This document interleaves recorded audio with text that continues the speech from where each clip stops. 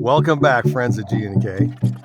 We're out here standing in a hot cornfield to bring you another fundamental as we focus on fundamentals in this 2026 season. We're out here to talk about one of the most controversial topics of the whole season and usually of every year. Is it where to watch the World Cup? Is it the Strait of the Hormuz? The Epstein files? I don't care about any of that crap. What we're here to talk about is fungicide on corn and fungicide on soybeans. And the controversial questions are, should I do it? When should I do it? And does it make me any money? Let's start with corn. So first of all, what really matters in corn the most is to protect ourselves against northern corn leaf blight and tar spot. So we have to have a host that we're standing in, and we have to have the pathogen, which generally will overwinter anyway, and we have to have the environment. So what does northern and tar spot really need to have? It actually needs to have cooler and moderate temperatures, prolonged leaf wetness, high relative humidity, and frequent cloudy days. Really, we haven't met those requirements. So does that mean we're good to go? We're in the clear? We don't have to worry about it? My answer is no. It's only a matter of time. Once our temperatures subside and moisture begins to pick up and we have long dewy mornings, it will come.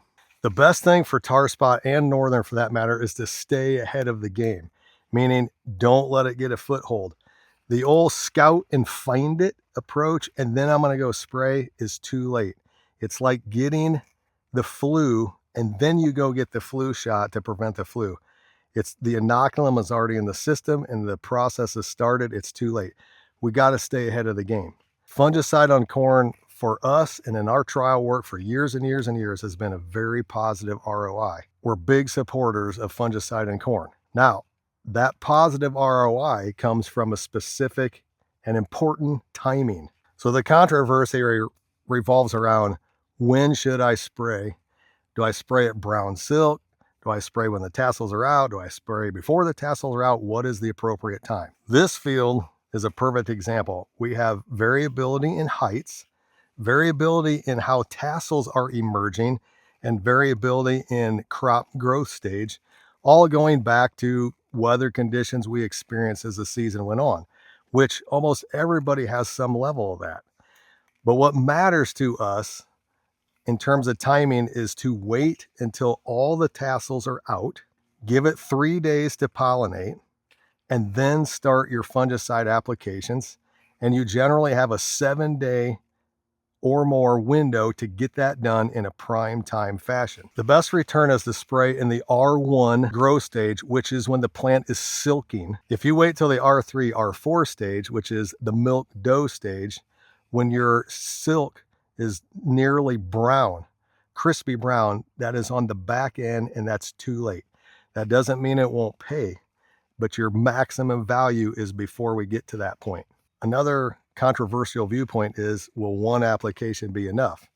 So given the fact that we are later on the calendar than what we normally have first seen tar spot, and the heat that we've been through is holding it at bay for now, I actually feel very confident that one application will work. Now, the political answer is it may or it may not. And it very well could not, because we don't know what the next 30 days of weather are going to be. But I would say we're in a very good position if timed correctly, like we just discussed. One application will probably hold us for the season. But if I'm a fungicide salesman, no way will one application work. You need two, starting yesterday. It's 93 degrees, humidity is high, we're dry. The corn isn't really liking it, so we're rolled up a little bit. However, I'm looking through corn and all the way down to the bottom, we are very clean, zero disease, very good leaf health. So we're in a great position to be ahead of the curve. This particular corn is 2 leaves from tassel. And with the heat units we're accumulating, we will unroll a leaf about every 2 to 3 days. And so in about 4 to 5 days, 6 days, this corn, for the most part, will be fully tasseled. And then we're going to give it another 3 days to pollinate before we can think about starting to spray. So we're probably 8 to 10 days off from being back in this field to spray fungicide. One last thing, when spraying corn fungicide, our preferred method is to use a fungicide with multiple modes of action, not a single mode, for the best ROI. It's time to get out of this hot corn. We're going to a bean field. The Batmobile.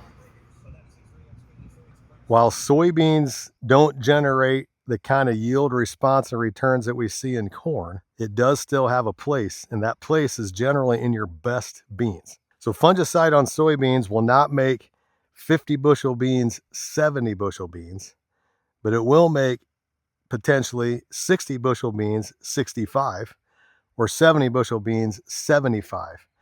That's where we do like to see it. So when do I spray my soybeans? When they're 2 foot tall, when the moon is full, when the Canadian smokes are infiltrating our atmosphere? No. When do we spray beans? Let me give you a simple rule of thumb on beans that will work virtually every time. The simplest strategy is to count your nodes from the top to the bottom, and at your 4th node down, when those first pods are about 1/4 to a 1/2 inch long, is when I like to start spraying beans. That's beginning pod. And from that point on, you literally have a 10-day window to get this treated in a timely fashion and prime time. Beyond that tends to be later, and we don't see the responses that we generally like to see from our fungicides. Which, by the way, rarely do we really fight disease in beans. So what is fungicide really doing? Fungicide is lengthening our maturities to actually help us capitalize on a longer season. So we generally gain yield by lengthening maturities, and we try to pick up seed size from that fungicide. That's really our gainer. That's why it's so controversial. Sometimes you see 4, 5, 6 bushel gains, sometimes you see 2, and sometimes you see 0. So it generally only responds the best on the best beans. If we're going to make a fungicide pass on our beans, I always like to include a pyrethrin insecticide. They're very cheap. It doesn't take a lot of money to get a payback on them. And we have pod feeders like Japanese beetles, rootworm beetles, bean leaf beetles that feed on pods, give up beans in those pods. It takes very little money to get a payback on a low investment like an insecticide. Got a bug. Got 2 bugs. One last thing, I like to include minor elements like manganese, zinc, boron in particular, and sulfur in with my fungicide pass. Those are key ingredients to include during the fruiting stages of our crop, which is where corn and soybeans will be when we make fungicide applications. You can incorporate those on the same pass. They're generally low cost. They're very effective. Having the appropriate load is very important.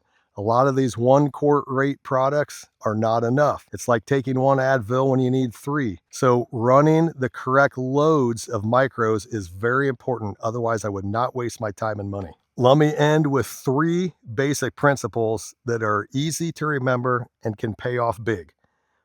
One is go early on corn, late on beans. Run spray tips that contain medium to ultra coarse droplets of minimum of 15 to even 20 gallons per acre. These are some very nice beans. They're in R1. We're probably 10 days away from starting into spraying these. And again, we probably have a 10-day window after that. So there's no hurry. I'd rather see a nice rain on these, get a little more vegetative growth. We'll protect the new trifoliates that are coming on. It'll be beautiful. Follow those rules and you'll be able to maximize your investment.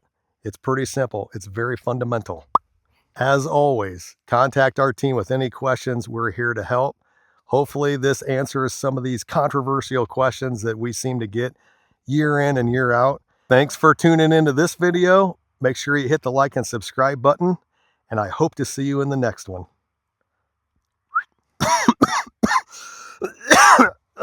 It's the Canada smoke. It's killing me, Smalls. I really don't feel like shooting this video. Is this going to be our viewpoint the whole time? Is it? How did you say that? That sound good? If you wait till the R3 to R4 milk, Does that sound good? Yep. Do I make Goofy look good? I'm going for stupid. Or no, shit. That's not how I want to say that. Scratch.